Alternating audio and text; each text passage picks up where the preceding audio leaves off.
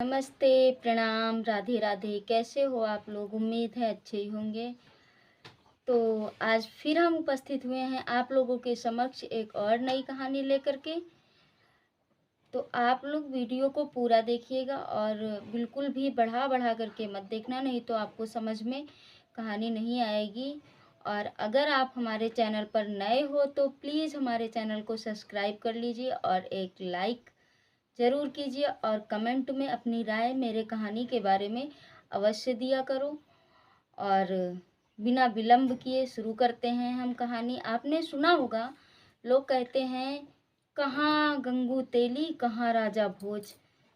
आपने कहावत तो सुनी होगी ना। तो इस कहावत का क्या अर्थ है और कैसी थी इस कहावत के पीछे की कहानी, जो हम आज आप लोगों के समक्ष लेकर के आए हैं और बहुत ही ज्ञान से परिपूर्ण है, इसलिए आप लोग वीडियो को पूरा अवश्य ही देखें।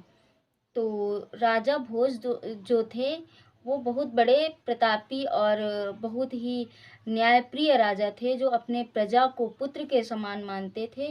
बड़ा प्रेम करते थे अपनी प्रजा से और प्रजा भी उन्हें बहुत मान सम्मान देती थी, बहुत मानती थी अपने राजा को। जो राजा अपनी प्रजा को पुत्र के समान मानेगा तो उसकी प्रजा भला अपने राजा को क्यों नहीं मानेगी। तो उनका राज्य काज जो था बहुत ही अच्छा चल रहा था और कोई दिक्कत परेशानी नहीं थी। और राजा प्रतिदिन एक कार्य करते थे, वो रात को भेष बदल करके अपने पूरे राज्य में घूमते थे और वो देखते थे कि कहीं किसी को कोई तकलीफ तो नहीं है जो मुझे पता नहीं चल पा रही है। तो रोज़ का उनका नियम था, रोज़ अपने पूरे राज्य में भ्रमण किया करते थे। और एक दिन वही राजा जो थे, राजा भोज, तो वो अपने राज्य में भ्रमण करने के लिए निकले और भेष बदला हुआ था उन्होंने। और उन्होंने क्या देखा कि एक कुटिया दिखाई दी उन्हें एक, और वो टूटी फूटी कुटी थी और उसमें एक ब्राह्मण और एक ब्राह्मणी रहते थे और उनके घर में और कोई नहीं था। तो वो बहुत ही गरीब थे, उनको खाने के लाले पड़े हुए थे, खाने के लिए भी दिक्कत थी उनके पास। तो जब राजा भोज ने देखा कि मेरे राज्य में और ये इतने गरीब प्राणी हैं और इतने परेशान, लेकिन मुझे आज तक कभी किसी ने बताया नहीं, मुझे पता नहीं चला इनके बारे में। और फिर ये सब देख करके और चुपचाप राजा अपने राज्य में, अपने महल में वापस चले गए। और जब वहाँ वो वापस गए, उन्होंने विचार किया कि अब सुबह, सोचा कि अब वो सुबह इन लोगों की कुछ ना कुछ व्यवस्था करेंगे। ये लोग इतने परेशान थे, लेकिन मुझे आज तक किसी ने इनके बारे में बताया नहीं। और यही विचार कर रहे थे राजा। और इधर जो वो बूढ़े ब्राह्मण और ब्राह्मणी थे, तो उस ब्राह्मण ने ब्राह्मणी से कहा कि मैं तो अब इतना परेशान हो गया हूँ, अभी तक तो मैं कहीं ना कहीं से खाने का इंतज़ाम तो कर ही लेता था, लेकिन अब खाने पीने के लिए भी कुछ नहीं है, तो कुछ ना कुछ तो व्यवस्था करनी ही पड़ेगी। अब मैं कल राजा के पास में जाऊंगा और उनसे अपनी सारी बात बताऊंगा। और हमारे राजा जी जो हैं वो बड़े अच्छे हैं, वो कुछ ना कुछ तो उपाय अवश्य ही करेंगे।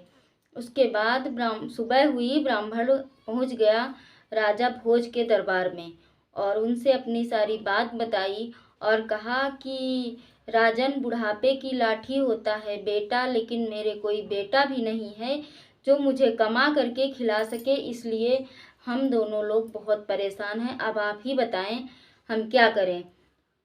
तो राजा को तो पता ही था, वो रात में देख ही आए थे। राजा ने कहा कोई बात नहीं, आप परेशान मत होइए। और उन्होंने उनको 100 सोने और चांदी के सिक्के दे दिए कि ले जाइए और इनसे अपना राशन पानी चलाइए। और वो जो बूढ़े ब्राह्मण थे वो बहुत प्रसन्न हुए, प्रसन्न हो करके और वो सिक्के लेकर के अपने घर आ गए। और आने के बाद उन्होंने वो सिक्के एक लकड़ी की पेटी थी उनके यहाँ, उस पेटी में रख दिए।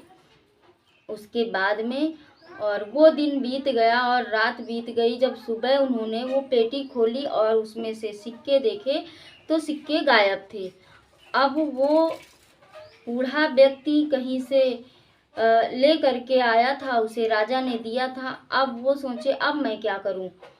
तो फिर उसने सोचा कि मैं जा करके राजा जी को सारी बात बताता हूँ। पता नहीं कौन चोर चुरा ले गया। मेरे घर के दरवाजे जो थे वो अंदर से बंद थे और बाहर से कोई अंदर आया भी नहीं, और ये रुपए कहाँ चले गए।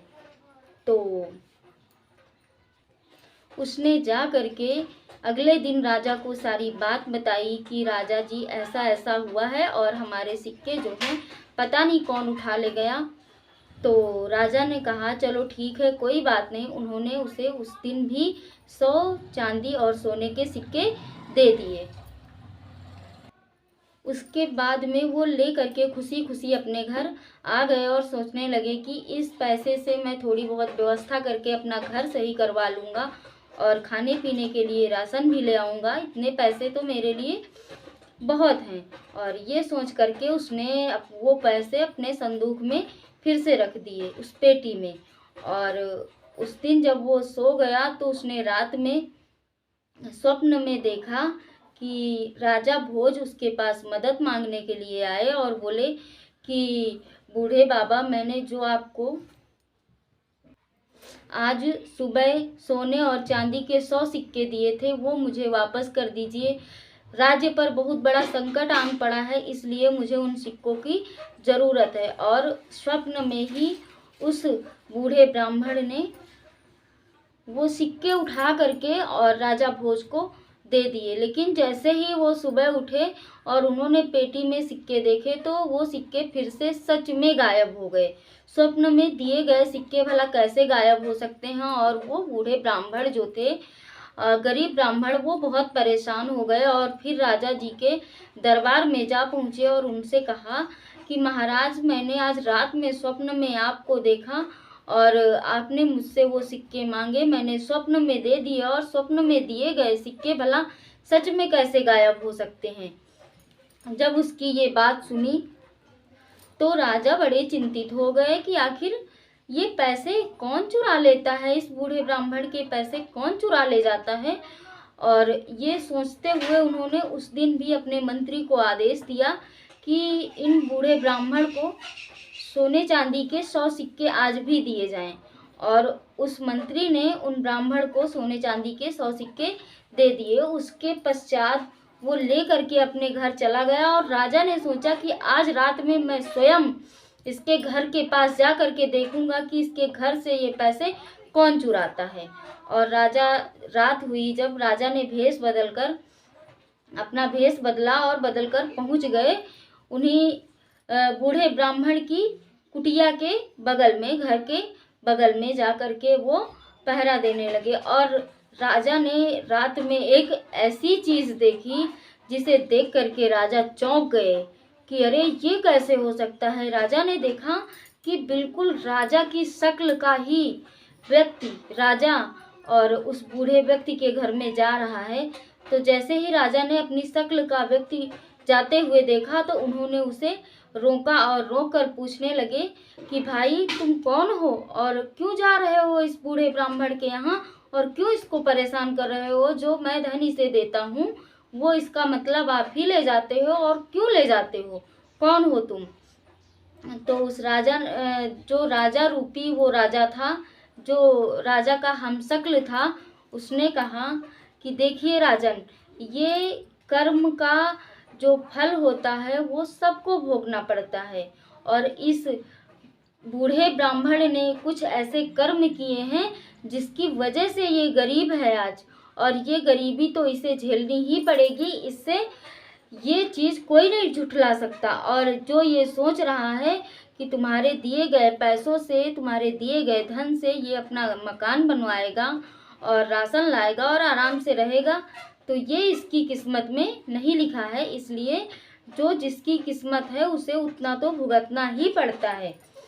तो राजा ने कहा कि ठीक है, कोई बात नहीं महाशय, जो भी इसकी किस्मत में लिखा हो उसका फल आप उसका जो भुगतान करना हो वो मुझे बताइए, मैं उसका भुगतान करने के लिए तैयार हूँ, लेकिन इन बूढ़े लोगों को परेशान मत करिए। तो उस व्यक्ति ने कहा कि राजन, तुम्हें भी अपने कर्म का फल भुगतना पड़ेगा, तुम परेशान मत हो, चिंता मत करो, तुम्हारा भी कोई कर्म है जिसका फल तुम्हें भी भुगतना पड़ेगा, और इन बूढ़ों का जो कर्म है उसका फल इन्हें भुगतना पड़ेगा।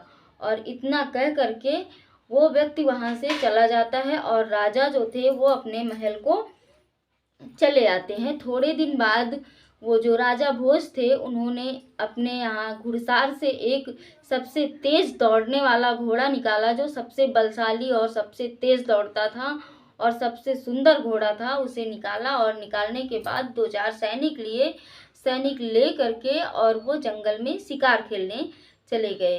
तो वो शिकार खेलते जंगल में बहुत आगे निकल गए और जो उनके सैनिक थे वो पीछे छूट गए, पीछे रह गए और वो राजा के पास तक नहीं आए। अचानक राजा का जो घोड़ा था बहुत तेज दौड़ने वाला, उसने अचानक उस जंगल में पता नहीं कौन सी ऐसी चीज देख ली जिसकी वजह से, वो जानवर है, जानवर का स्वभाव होता है वो बिजकता है, तो वो किसी चीज को देख करके बिजक गया। और बिजकने के बाद वो बलशाली तो था ही, तेज दौड़ने वाला भी था, इतने तेज दौड़ने लगा कि राजा की कंट्रोल से बाहर हो गया। और दौड़ते दौड़ते वो पता नहीं किस पहाड़ी के पास पहुंच गया और उस पहाड़ी से पता नहीं कैसे राजा जी उस घोड़े की पीठ पर से नीचे गिर गए और वो पहाड़ी से बहुत नीचे चले गए और किसी दूसरे राज्य में पहुंच गए।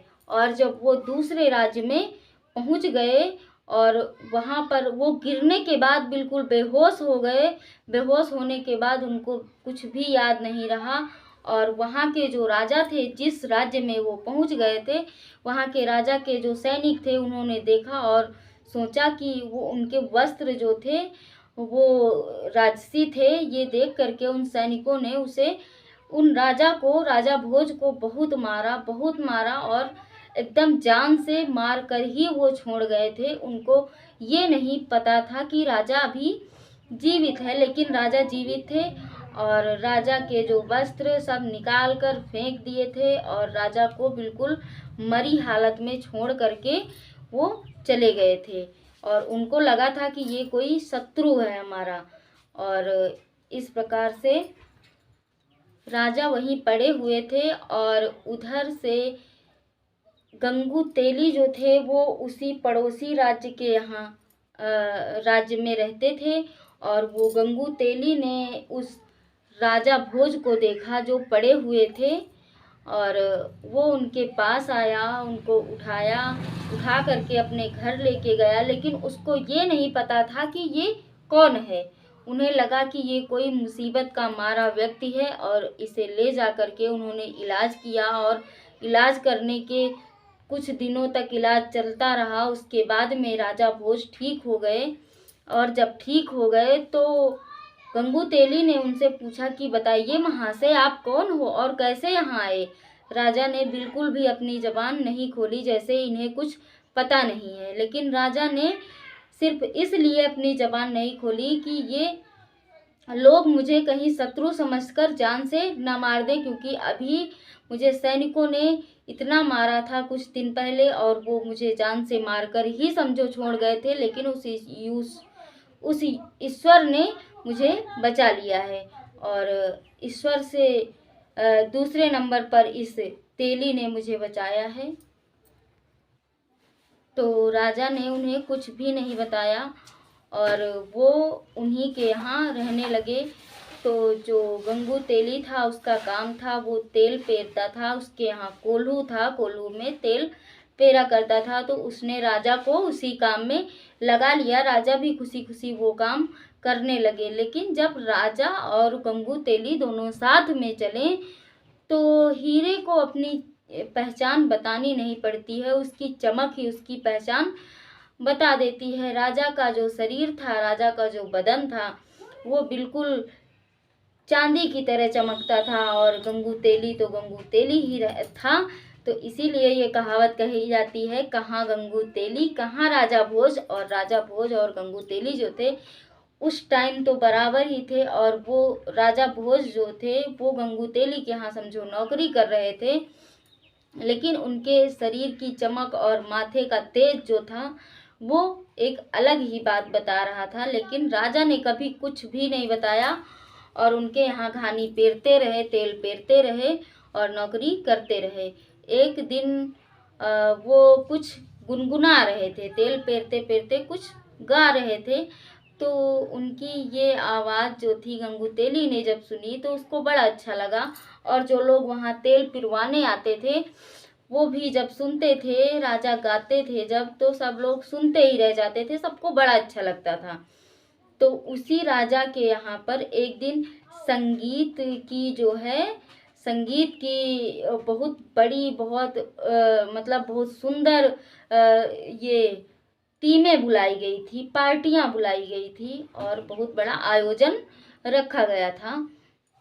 तो जब गंगू तेली ने जब सुना कि राजा जी के यहाँ संगीतकारों को बुलाया गया है, जो गाने गाते हैं उनको बुलाया गया है, और जो अच्छा गाना गाएगा उसे राजकुमारी जो हैं अपना वर मान लेंगी, और ये जो हमारे साथ में हमारे घर में नौकर है ये तो बड़ा अच्छा गाता है, हो सकता है, और बड़ा अच्छा आदमी भी है, बड़ा अच्छा व्यक्ति है, हो सकता है यही जीत जाए।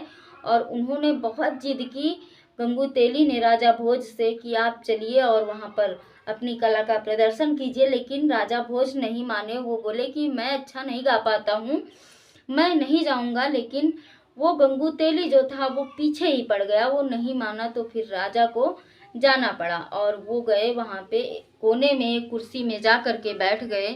वहाँ पर बहुत बड़े बड़े संगीतकार लोग थे, सबने अपनी कला का प्रदर्शन किया, और आखिरी में राजा भोज का नंबर आया। तो राजा भोज ने जैसे ही अपना गाना गाया है, और राजकुमारी जो थी, उस राजा की राजकुमारी जो थी जिसने ये कार्यक्रम रखवाया था, वो बिल्कुल खड़ी होकर चिल्लाने लगी और कहने लगी कि यही है विजेता, सबसे अच्छा कलाकार यही है, और इस तरह से अभद्र व्यवहार करने लगी। तो राजा को बड़ा बुरा लगा और उसको लगा कि अब तो मेरी राजकुमारी इस तुच्छ छोटे से व्यक्ति पर मोहित हो गई है, आश्रित हो गई है, अब मैं क्या करूं। और ये इससे शादी करने के लिए बोलेगी। जब ये इस तरह से चिल्ला रही है और कह रही है कि हाँ सबसे अच्छा गायक, सबसे अच्छा कलाकार यही है, यही है, तो ये शादी के लिए तो अवश्य ही बोलेगी, और राजा को बड़ी चिंता होने लगी।